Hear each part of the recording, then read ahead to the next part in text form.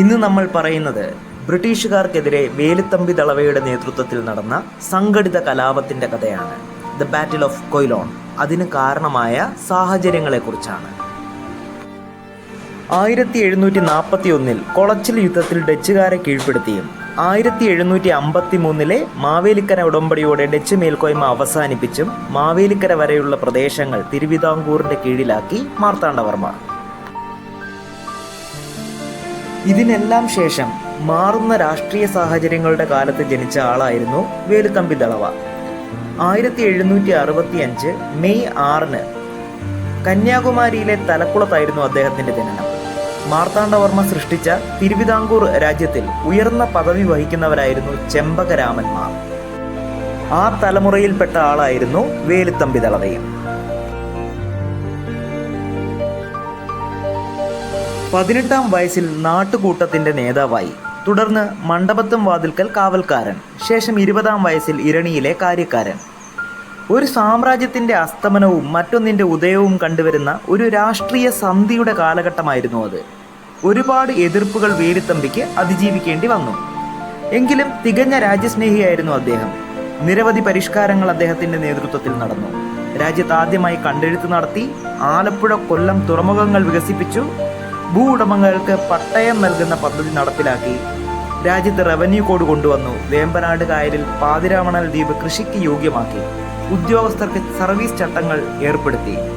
നിയമലംഘനത്തിന് കർശന ശിക്ഷ നടപ്പിലാക്കി. അങ്ങനെ രാജ്യത്തിന്റെ സാമ്പത്തിക സ്ഥിതി അദ്ദേഹം മെച്ചപ്പെടുത്തി.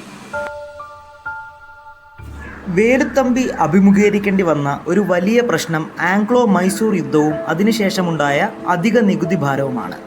1790-കളിൽ ബ്രിട്ടീഷുകാരും ഫ്രാൻസുകാരും തമ്മിലുള്ള ആംഗ്ലോ ഫ്രഞ്ച് യുദ്ധം അതിൻ്റെ മൂർധന്യഘട്ടത്തിലായിരുന്നു. ഫ്രഞ്ച് പട്ടാളം ഇന്ത്യയിൽ ശക്തി പ്രാപിക്കുന്ന സമയമായിരുന്നു അത്. രണ്ടാം ആംഗ്ലോ മൈസൂർ യുദ്ധത്തിലേറ്റ പ്രഹരത്തിന് തിരിച്ചടി നൽകാൻ ഒരവസരം കാത്തിരിക്കുകയായിരുന്നു ടിപ്പു സുൽത്താൻ. ഫ്രഞ്ച് ശക്തിയുടെ സഹായത്തോടെ ടിപ്പു സുൽത്താൻ ബ്രിട്ടീഷുകാർക്ക് സ്വാധീനമുള്ള തിരുവിതാംകൂർ ആക്രമിച്ചു. അങ്ങനെ മൂന്നാം ആംഗ്ലോ മൈസൂർ യുദ്ധം 1790-കളിൽ പൊട്ടിപ്പുറപ്പെട്ടു. ടിപ്പുവിനെ തുരത്തുക എന്നത് നാടിൻ്റെ ഒരു ആവശ്യമായി മാറി. യുദ്ധം തിരുവിതാംകൂറിനെ സാമ്പത്തികമായി തകർത്തു. അതിൻ്റെ പേരിൽ നാട്ടിൽ അധിക പണം പിരിപ്പ് വരെ തുടങ്ങി. ഇത് വേലുത്തമ്പിയെ വല്ലാതെ പ്രകോപിച്ചു. പക്ഷേ പ്രശ്നങ്ങൾ കൂടുതൽ സങ്കീർണതയിലേക്ക് നീങ്ങിയത് ധർമ്മരാജ എന്നറിയപ്പെടുന്ന കാർത്തിക തിരുനാൾ രാമവർമ്മയുടെ കാലശേഷമാണ്. അദ്ദേഹം 1798 മരണപ്പെട്ടു. അദ്ദേഹത്തിൻ്റെ പിന്മുറക്കാരനായി 16-ാം വയസ്സിൽ അവിട്ടം തിരുനാൾ ബാലരാമവർമ്മ സ്ഥാനമേറ്റു. ഭരണത്തിൽ വേണ്ട പക്വത എത്താത്ത പ്രായമായതിനാൽ സംഘർഷം നിറഞ്ഞതായിരുന്നു അദ്ദേഹത്തിൻ്റെ ഭരണകാലം. കോഴിക്കോട് സാമൂതിരി രാജ്യത്തെ ജയന്തൻ ശങ്കരൻ നമ്പൂതിരിയുടെ സ്വാധീനത്തിലായിരുന്നു ഭരണകാര്യങ്ങൾ നിശ്ചയിക്കപ്പെട്ടത്. ദിവാൻ രാജ കേശവദാസിന്റെ മരണവും അതേ തുടർന്ന് ജയന്തൻ ശങ്കരൻ നമ്പൂതിരി ദിവാനായതിലുമൊക്കെ ജനങ്ങൾ അസംതൃപ്തരായിരുന്നു.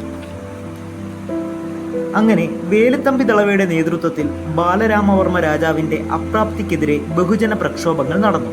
തുടർന്ന് വേലുത്തമ്പി ദളവ മുളകുമടിശീലക്കാരിക്കാരനായി. ജനങ്ങളിൽ വേലുത്തമ്പി ഉണ്ടാക്കുന്ന സ്വാധീനം ചെറുതായിരുന്നില്ല. ഈ സമയം ബ്രിട്ടീഷുകാർ തിരുവിതാംകൂറിൽ റീജന്റ് ഭരണം ആരംഭിച്ചു. കോളിൻ മക്കോളെ ഇന്ത്യയിലെ ആദ്യ ബ്രിട്ടീഷ് റീജന്റായി അധികാരത്തിലെത്തി. തൊട്ടടുത്ത വർഷം 1801 വേലുത്തമ്പിയും ദളവയായി. വേലുത്തമ്പി ദളവ. ബ്രിട്ടീഷുകാർ ഇന്ത്യയിൽ ഭരണമുറപ്പിക്കുന്ന കാലഘട്ടമായിരുന്നു അത്. അതിനുവേണ്ടി 1798 4-ാം മൈസൂർ യുദ്ധത്തിൽ ടിപ്പുവിനെ അവർ വകവരുത്തി. ഫ്രഞ്ച് ശക്തിയുടെ സ്വാധീനം ഇനി ഉണ്ടാകില്ല എന്ന് അവർ ഉറപ്പുവരുത്തുകയും ചെയ്തു. ഇനിയുള്ള 10 വർഷങ്ങൾ 1810 വരെ ബ്രിട്ടീഷ് നിറം മാറ്റത്തിൻ്റെ കാലമായിരുന്നു. ഈ കാലയളവിൽ ലോകത്ത് പലയിടങ്ങളിലും ആംഗ്ലോ ഫ്രഞ്ച് വാർ കലുഷിതമായി. അതിൻ്റെ അവസാന കാലമായിരുന്നു അത്. അതുപോലെ നമ്മുടെ കേരളത്തിലും ധാരാളം പ്രക്ഷോഭങ്ങൾ അരങ്ങേറി. ആ കഥയാണ് ഇനി നമ്മൾ കേൾക്കാൻ പോകുന്നത്. അതിലൊരു യുദ്ധമായിരുന്നു ബാറ്റിൽ ഓഫ് കൊയിലോൺ, കൊല്ലത്തെ മഹായുദ്ധം. ചില്ലറ എതിർപ്പുകളൊന്നുമല്ല ദളവയായി സ്ഥാനമേറ്റ വേലുത്തമ്പി നേരിട്ടത്.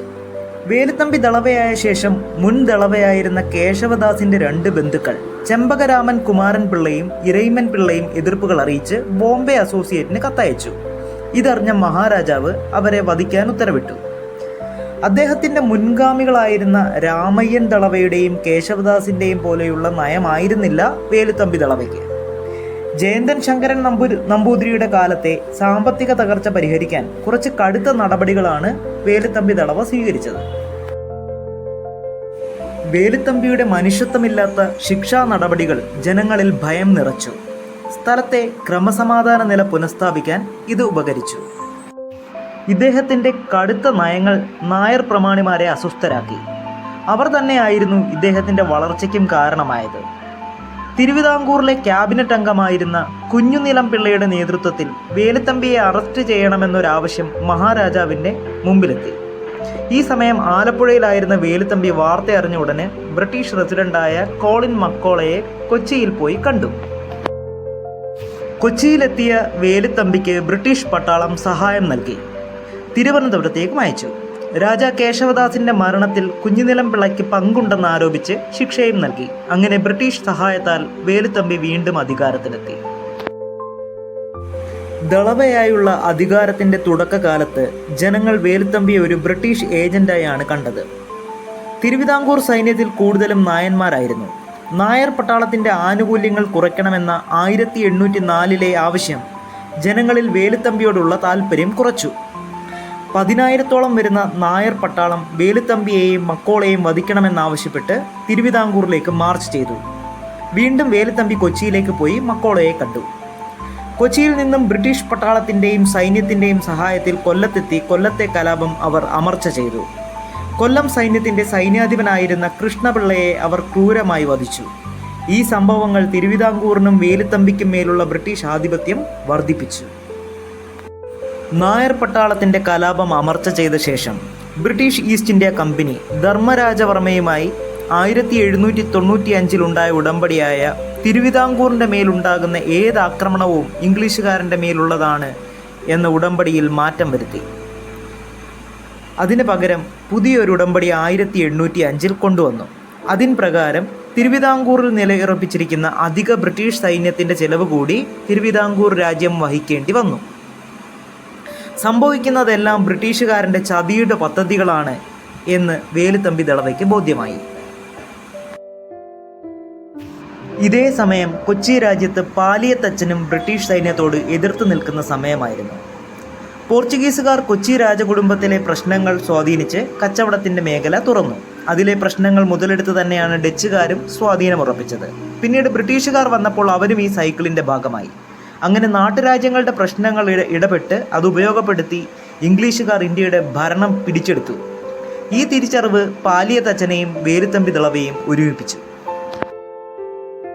വേലുത്തമ്പി ദളവയും പാലിയത്തച്ഛനും ചേർന്ന് ബ്രിട്ടീഷ് റെസിഡന്റായ മക്കോളയെ തുരുത്തി ബ്രിട്ടീഷ് ഭരണം അവസാനിപ്പിക്കാൻ തീരുമാനിച്ചുറച്ച് തന്നെ യുദ്ധത്തിന് തയ്യാറായി. അവരോടൊപ്പം തന്നെ വൈക്കം പത്മനാഭപിള്ളയുടെ നേതൃത്വത്തിലുള്ള സേനയും ആലപ്പുഴ, ആലങ്ങാട്, പറവൂർ എന്നിവിടങ്ങളിലുള്ള സൈന്യവും കേരളത്തിലെ ജലാശയങ്ങൾ വഴി കൊച്ചിയിലെ കോട്ട ലക്ഷ്യമാക്കി നീങ്ങി.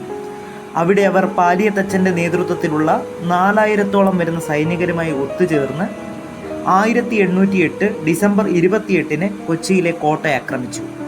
സമാനമായി തന്നെ 1808 ഡിസംബർ 30 കൊല്ലത്തെ സൈന്യം അഞ്ചുതെങ്ങിലെ കോട്ടയും ആക്രമിച്ചു. കൊല്ലത്തെ സൈന്യത്തിന്റെ പരാജയ വിവരമറിഞ്ഞ വേലുത്തമ്പി ദളവ കൊച്ചിയിൽ നിന്നും തിരികെ കൊല്ലത്തേക്ക് വന്നു. 1809 ജനുവരി 11 984 മകരം 1 കുണ്ടറയിൽ വിളംബരവും നടത്തി. പരശുരാമ പ്രതിഷ്ഠയാൽ ഉണ്ടായ മലയാളവും ഈ സംസ്ഥാനവും ചേരമാൻ പെരുമാൾ വംശം വരെയും പരിപാലനം ചെയ്ത കാലത്തും അതിനുശേഷവും തൃപ്പാദ സ്വരൂപത്തിലേക്ക് തിരുമുപ്പും അടങ്ങി ബഹുതലമുറയായിട്ട് ചെങ്കോൽ നടത്തി അനേകായിരം സംവത്സരത്തിനിടയിലും ഈ രാജ്യം ഇടപെട്ട് ഒരു ചോദ്യത്തിനും ശല്യത്തിനും ഇടവന്നിട്ടില്ല. 933 ആണ്ട് നാട് നീങ്ങിയ തിരുമനസ് മാർത്താണ്ഡവർമ്മ കാരണം മേൽക്കാലം വരെയുള്ളതിന് വിപരീതമായി സംഭവിച്ചു. ഇനി ഈ ഭാരം നമ്മുടെ വംശത്തിലുള്ളവർ വഹിക്കയില്ലെന്ന് വെച്ച് നിശ്ചയിച്ച് രാജ്യത്തെ പൂവോടും നീരോടും കൂടെ ശ്രീ പത്മനാഭസ്വാമിയുടെ തൃപ്പടിയിൽ ദാനവും ചെയ്തു. മേൽപ്പട്ടം വാഴുന്ന തമ്പുരാക്കന്മാരും അവിടുത്തെ ആളായിട്ടിരുന്ന് കാര്യം വിചാരിക്കുകയും അവർക്ക് രാജഭോഗ ഭാഗ്യങ്ങളെക്കാളും അധികം തപോനിഷ്ഠയായിട്ടും വ്രതനിയമങ്ങൾ അനുഷ്ഠിച്ച് താൻ ദുഃഖിച്ചും കുടികൾക്ക് സുഖം വരുത്തിയും അതിനൊരു കുറവും വരാതെ ഇരിക്കുന്നതിന് മേൽ രക്ഷയ്ക്കായിട്ട് ഈശ്വരസേവ, ഭദ്രദീപം, മുറജപം, അന്നസത്രം ആദിയായിട്ടുള്ള സകല സൽക്കർമ്മങ്ങളും നടത്തി കാലം കഴിച്ചു കൊള്ളുകയെന്നും വെച്ച് നിശ്ചയിച്ച് ചട്ടം കെട്ടി കുടികൾക്ക് സുഭിക്ഷമായിട്ട് കഴിഞ്ഞു വരുന്നതിനാൽ ഇപ്പോൾ ഈ കലിയുഗത്തിങ്കൽ ഹിമവൽ സേതു പര്യന്തം ഇതുപോലൊരു ധർമ്മ സംസ്ഥാനം ഇല്ലെന്ന് കീർത്തി പൂർണ്ണമായി ഇരിക്കപ്പെട്ടത് സർവ്വപേരും പ്രസിദ്ധമായി അറിഞ്ഞിരിക്കുന്നതല്ലേയാകുന്നു. അങ്ങനെ ഇരിക്കെ സംഗതിയെങ്കിൽ ടിപ്പു സുൽത്താനും ഇംഗ്ലീഷുകാരും പ്രബലമായി വരിക കൊണ്ട് ഇതിൽ രണ്ടിൽ ഇംഗ്ലീഷുകാർക്ക് നേര് വിശ്വാസവുമുണ്ടെന്നും അവരെ വിശ്വസിച്ചാൽ ചതിക്കയില്ലെന്നും നിശ്ചയിച്ച് ആദിപൂർവമായിട്ട് 5 തെങ്ങിൽ കോട്ടയിടുന്നതിന് സ്ഥലവും കൊടുത്തു അവരെ അവിടെ ഉറപ്പിച്ച സ്വാധീനവും വിശ്വാസവും ഉണ്ടായിരിക്കുമെന്നും നിശ്ചയിച്ചു. അതിനാൽ ടിപ്പു സുൽത്താനോട് പടയെടുത്തു ഇവരെ സ്നേഹിപ്പിക്കാൻ ഇടവരികയും ചെയ്തു. പിന്നത്തേതിൽ കാര്യവശാലുള്ള അനുഭവത്തിൽ ഇവരെ സ്നേഹിച്ചതിന് നാശത്തിനും വിശ്വസിച്ചത് ദോഷത്തിനും മൂലമായി തീർന്നു. സർവപ്രപഞ്ചത്തിനും ദ്രോഹവും വിശ്വാസപാതകവും നിറഞ്ഞിരിക്കപ്പെട്ട ജാതി ഇവർക്ക് സമാനം ഇതിനു മുമ്പ് ഉണ്ടായിട്ടില്ല, ഇനി ഉണ്ടാകുകയുമില്ല, പ്രസിദ്ധമായി അറിയിക്കുകയും ചെയ്തു. അതിന്റെ വിവരങ്ങൾ എന്തെന്നാൽ ഇവർക്ക് രക്ഷ കൊടുത്ത് ഇത്രമേൽ പ്രബലതയുമാക്കി തീർത്ത നവാബിനെ നാൾക്കുനാൾ വഞ്ചനയായിട്ട് ബലം കുറച്ചും വംശനാശം വരുത്തി പിന്നത്തേതിൽ അടുത്ത രാജ്യങ്ങളിൽ സുഖവാഴ്വായിട്ട് എരിഞ്ഞു വന്ന ദീപങ്ങളെയും അണച്ച് വാഴുമനകളെ പാഴുമനകളുമാക്കി ആ ദ്രോഹബുദ്ധിയോട് ഈ സംസ്ഥാനത്ത് കടന്ന് ആദിയിങ്കൽ ഉപായമായിട്ടും ക്രമത്താൽ ബലമായിട്ടും തുടങ്ങി ഇപ്പോൾ സർവസ്വവും നിർമൂലനം വരുത്തി ആയതിൻ്റെ വിവരങ്ങൾ കുറച്ചുകൂടി വെളിവായിട്ട് ചുരുക്കത്തിൽ പറഞ്ഞാൽ ടിപ്പു സുൽത്താനോട് യുദ്ധമുണ്ടായ നിമിത്തം ഇവരെ സഹായത്തിന് കൈക്കൊണ്ടപ്പോൾ തൽക്കാല സമയത്തിന് ചതിവായിട്ട് മുട്ടിച്ച് 10 ലക്ഷം വരാഹൻ വാങ്ങിച്ചു കൊള്ളുകയും ചെയ്തു. അതിനുശേഷം നയവും ഭയവും കാട്ടി ആണ്ടൊന്നിന് ആയതിനനുസരിച്ച് വ്യത്യാസം കൂടാതെ കൊടുത്തു വരുമ്പോൾ ആയതിന് മാറ്റങ്ങളായിട്ട് ഈ രാജ്യത്തിൽ റെസിഡന്റിനെയും ആക്കി പാർപ്പിച്ചു. അവരുടെ വകയിൽ 3 പട്ടാളം കൊല്ലത്തിറക്കിയതിനെയും സഹിച്ചു. പാമ്പിന് പാല് കൊടുത്തതുപോലെ അവർക്ക് പാർക്കാൻ കൊത്തുകളും വീടുകളും കെട്ടിക്കൊടുത്തു. നാള് തോറും അവർ ചെയ്തു വരുന്ന ആക്രമണങ്ങളെയും സഹിച്ച് എങ്ങും ഒരു വ്യത്യാസവും വരുത്തരുതെന്ന് വെച്ച് ആകുന്നതും സൂക്ഷിച്ചു പാർത്തു വന്നു. പിന്നത്തതിൽ മുമ്പിലത്തെ ഉടമ്പടി പ്രകാരമല്ലാതെ 2 ലക്ഷം രൂപ വീതം കൂട്ടിക്കൊടുക്കണമെന്നും ആയതല്ലെങ്കിൽ യുദ്ധം ചെയ്യുമെന്നും 980 ആണ്ട് മകരമാസത്തിൽ അന്യായമായിട്ട് തുടങ്ങി 4 ദിക്കിലും പീരങ്കിരാണുക്കളെയും ഇറക്കി വിപരീതത്തിലുള്ള വട്ടങ്ങൾ തുടങ്ങുക കൊണ്ടും അന്ന് വേറിട്ടൊരു സഹായം കാണായികയാലും ദുഷ്ടകാലഗതിയുടെ ശക്തി എന്നും നിശ്ചയിച്ച് അവർ പറഞ്ഞതിന്മണ്ണം 2 ലക്ഷം രൂപയുടെ കൊടുത്തു വന്നു. ഇപ്പോൾ ആ നിലയും വിട്ട് ഈ രാജ്യത്തുള്ള പുള്ളിപ്പട്ടാളം, ഈശ്വരസേവ, വഴിയൂട്ട് ആദിയായിട്ടുള്ള സകല സൽക്കർമ്മങ്ങളും നിർത്തി ആ വകയിൽ കൂടുതൽ ഇവർക്ക് കൊടുക്കണമെന്നും രാജ്യകാര്യം ഇടപെട്ടുള്ളതൊക്കെയും റെസിഡന്റ് മക്കോളയെ ബോധിപ്പിച്ച് നടക്കണമെന്നുമുള്ള ചട്ടങ്ങൾ തുടങ്ങുകയാണ്.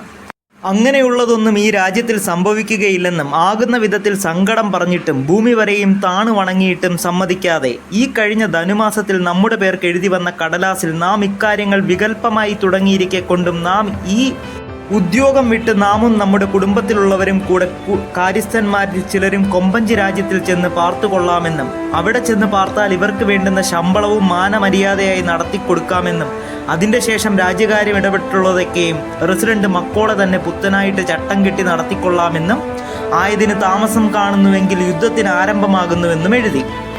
ഇപ്രകാരം തന്നെ തിരുമനസ് അറിയുന്നതിനും കായികം കൊടുത്തയക്കെ കൊണ്ടും പ്രാണഹാനി വരെയും വരുമെന്നും ആകിലും ഇങ്ങനെയുള്ള രാജ്യദ്രോഹത്തിനും ജനദ്രോഹത്തിനും ഉൾപ്പെടുകയില്ലെന്നും പറഞ്ഞ് തള്ളിക്കളകയാൽ രണ്ടാമതും റെസിഡന്റ് മക്കോള ഈ രാജ്യത്തിന് ഉടേതായിരിക്കുന്ന തിരുമനസിനെയും ശേഷം കാര്യസ്ഥന്മാരെയും ബോധിപ്പിക്കാതെ കടൽ വഴിക്ക് ഏതാനും സോൾജിയേഴ്സ് വെള്ളക്കാരെയും കൊല്ലത്തിറക്കി അവരുടെ വകയിൽ അവിടെ ഉണ്ടായിരുന്ന സ്ത്രീജനങ്ങളെയും വസ്തുവകളെയും മറ്റു ദിക്കിലേക്ക് ഒതുക്കി അക്രമമായിട്ട് ഇതാ ഇപ്പോൾ യുദ്ധം തുടങ്ങിയിരിക്കുന്നു. ഈ സംസ്ഥാനത്ത് നിന്ന് ഇതിനു മുമ്പിലും ഇപ്പോഴും അവരോട് യുദ്ധം ചെയ്യണമെന്ന് വിചാരിച്ചിട്ടില്ലാത്തത് കൊണ്ടും ഇപ്പോൾ ഇവർ തുടങ്ങിയിരിക്കുന്നതും പ്രതിക്രിയയായിട്ട് ചെയ്ത് നിലനിൽക്കാതെ മുമ്പിച്ച് സംശയിച്ചാൽ അതുകൊണ്ട് വരുന്ന വൈഷമ്യങ്ങളെ ഈ രാജ്യത്തിൽ ആരും സഹിപ്പാനും കാലം കഴിപ്പാനും നിർവാഹമുണ്ടായി വരുന്നതുമല്ല. അതിൻ്റെ വിവരങ്ങൾ ചുരുക്കത്തിൽ എഴുതുന്നത് എന്തെന്നാൽ ചതിവു മാർഗത്തിൽ രാജ്യം അവരുടെ കൈവശത്തിലാക്കുന്നത് അവരുടെ വംശപാരമ്പര്യം ആകെക്കൊണ്ടും അതിന്മണ്ണം രാജ്യം അവരുടെ കൈവശത്തിലായാൽ കോയിക്കൽ കൊട്ടാരം, കോട്ടപ്പടി ഉൾപ്പെട്ട സ്ഥലങ്ങൾ അവരുടെ പാറാവും വരുതിയും ആക്കിത്തീർത്ത് രാജമുദ്ര, പല്ലക്ക് പൗരുഷം ഉൾപ്പെട്ട ബഹുമാനങ്ങളും കുറച്ച് ദേവാലയം, ബ്രഹ്മാലയം സംബന്ധിച്ചിട്ടുള്ള ചട്ടവട്ടങ്ങളും നാട്ടുകൂട്ടവും നിർത്തി ഉപ്പു മുതൽ സർവസ്വം കുത്തുകയായിട്ടാക്കി തീർത്ത് തരിശു കിടക്കുന്ന നിലവും പുരയിടവും അളന്നുകൂട്ടി കുത്തകയായിട്ട് കെട്ടി നിലവരി തെങ്ങുവരി ഉൾപ്പെട്ട അധിക കരങ്ങളും കുടികളിൽ കൂട്ടിവെച്ച് അല്പം പിഴയ്ക്ക് നീചന്മാരെ കൊണ്ട് ശിക്ഷയും കഴിപ്പിച്ച് ക്ഷേത്രങ്ങളിൽ കുരിശും കൊടിയും കെട്ടി വർണ്ണഭേദമില്ലാതെ ബ്രാഹ്മണ സ്ത്രീ മുതലായ സംസർഗവും ചെയ്ത് യുഗഭേദം പോലെ അധർമ്മങ്ങളായിട്ടുള്ള ചട്ടവട്ടങ്ങളാക്കി തീർക്കുകയും ചെയ്യും. അങ്ങനെയുള്ളതൊന്നും ഈ രാജ്യത്തിൽ സംഭവിക്കാതെ രാജ്യധർമ്മത്തെ നടത്തി നാട്ടിലുള്ള മര്യാദയ്ക്ക് അഴിവും വരാതെ ഇരിക്കുന്നതിന് മനുഷ്യയത്നത്തിൽ ഒന്നും കുറഞ്ഞു പോയെന്നുള്ള അപഖ്യാതി ഉണ്ടാകാതെ ഇരിപ്പാനായിട്ട് ആകുന്നിടത്തോളവുമുള്ള പ്രയത്നത്താൽ ചെയ്യുകയും പിന്നത്തേതിൽ വരുന്നതൊക്കെയും സഹിക്കുകയും ചെയ്യുന്നത് യുക്തമെന്ന് നിശ്ചയിച്ച് അത്രേ അവർ തുടങ്ങിയിരിക്കുന്നതിന് പ്രതിക്രിയയായിട്ട് ചെയ്യേണ്ടി വന്നു എന്ന് 984 ആണ്ട് മകരമാസം 1-ാം തീയതി കുണ്ടറ വെച്ച് ദളവ തമ്പി ചെമ്പകരാമൻ വേലായുധൻ. സാഹചര്യങ്ങളാൽ മരവിച്ച ഒരു ജനതയ്ക്ക് ഒരു പുതിയ നേതാവിൻ്റെ ഉയർച്ചയായിരുന്നു അത്. അവർ അയാളിൽ ഒരുപാട് പ്രതീക്ഷ അർപ്പിച്ചു. അവർക്ക് പുതിയ ജീവശ്വാസം ലഭിച്ചു. അങ്ങനെ വേലുത്തമ്പിയുടെ നേതൃത്വത്തിൽ 1809 ജനുവരി 15-ന് കൊല്ലത്ത് നിന്നൊരു വലിയ സൈന്യം 5 തെങ്ങിലെ ബ്രിട്ടീഷ് കോട്ട ആക്രമിച്ചു. അതാണ് ബാറ്റിൽ ഓഫ് കൊയിലോൺ. പക്ഷേ ആയോധന കലകളിൽ പ്രഗത്ഭരായ കൊല്ലം സൈന്യത്തിന് 3 ദിവസത്തിൽ കൂടുതൽ ബ്രിട്ടീഷ് പീരങ്കികൾക്ക് മുന്നിൽ പിടിച്ചു നിൽക്കാൻ കഴിഞ്ഞില്ല. 1809 ജനുവരി 18-ന് ബ്രിട്ടീഷ് സൈന്യം കൊല്ലം യുദ്ധം അമർച്ച ചെയ്തു. 1809 ജനുവരി 30-ന് 3 മിലിറ്ററി ഓഫീസേഴ്സും 30 യൂറോപ്യൻ സോൾജിയേഴ്സും അടങ്ങുന്ന ഒരു ഫോഴ്സിനെ പുറക്കാട് വെച്ച് ദളവ വകവരുത്തി. അതോടെ ബ്രിട്ടീഷുകാർ ദളവയെ വകവരുത്തുവാൻ തന്നെ തീരുമാനിച്ചുറപ്പിച്ചു. കൊല്ലത്തെ യുദ്ധത്തിലെ പരാജയശേഷം വേലുത്തമ്പി ദളവ തിരുവിതാംകൂറിൻ്റെ തെക്കൻ പ്രദേശമായ അരുവാമൊഴിയിലേക്ക് പോയി.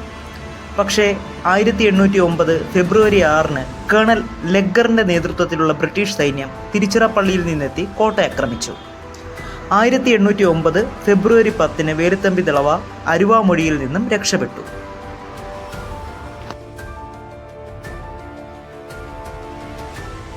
വേലുത്തമ്പിയെ സമ്പൂർണ്ണമായി പൂട്ടാൻ തീരുമാനിച്ച ബ്രിട്ടീഷ് സൈന്യം കേണൽ മക്ലിയോഡിൻ്റെ നേതൃത്വത്തിൽ കലാപകാരികളെ അമർച്ച ചെയ്ത് ഉദയഗിരിയും പത്മനാഭപുരവും പിടിച്ചടക്കി. അങ്ങനെ 4 വശത്തു നിന്നും വളഞ്ഞ് വേലുത്തമ്പി ദളവയ്ക്ക് രക്ഷയില്ലാതെയായി. ഈ വാർത്തകൾ അറിഞ്ഞ കൊല്ലത്തിലെ സൈന്യം സകല പ്രതീക്ഷകളും അസ്തമിച്ചു.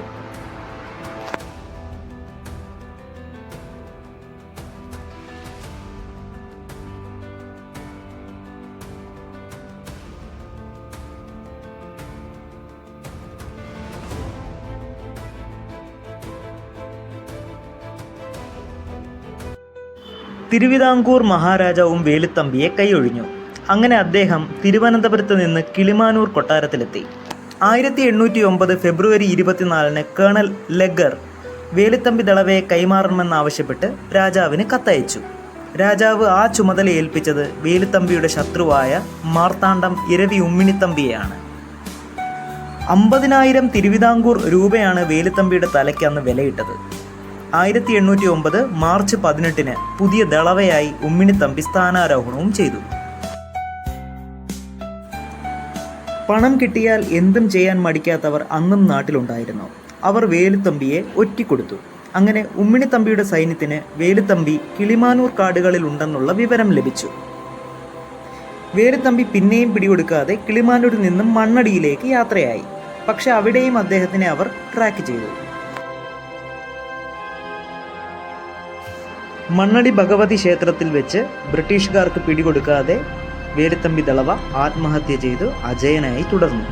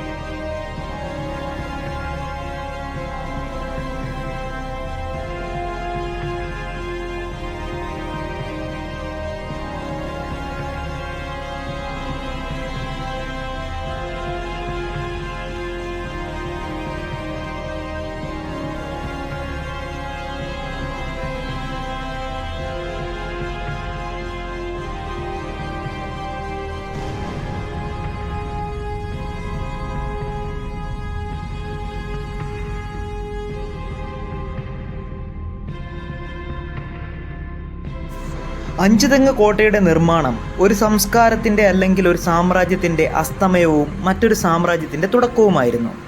ചരിത്രമെന്നും വിജയിച്ചവർക്കുള്ളതാണ്. അതിൽ വിസ്മരിക്കപ്പെട്ടു പോയ പല ചരിത്ര പുരുഷന്മാരുമുണ്ട്. പക്ഷേ ചരിത്രത്തിൽ സ്ഥാനമില്ലെങ്കിലും അവരുടെ ആത്മാക്കൾക്ക് ഇന്നും താരപരിവേഷമാണ്. കാരണം അവർ മുൻകൂട്ടി കണ്ടിരുന്നു വരാൻ പോകുന്ന ബ്രിട്ടീഷ് കൊളോണിയലിസത്തിൻ്റെ ഇരുണ്ട യുഗങ്ങളെ, അത് നമ്മുടെ തലമുറകൾക്കുണ്ടാക്കുന്ന പ്രത്യാഘാതങ്ങളെക്കുറിച്ച്.